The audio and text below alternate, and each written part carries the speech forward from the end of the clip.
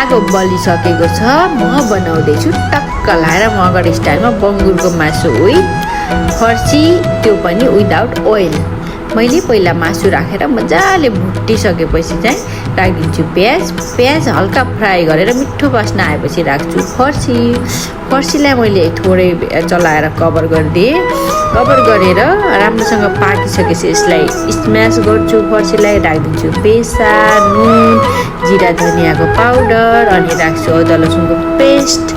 अनि एकछिन चलाएपछि अब पालो अर्ग्यानिक गोडबेला पनि राखिदिएँ। अनि यसलाई चलाएर हल्का मैले पानी एड गरेर यसलाई बोइल गर्छु।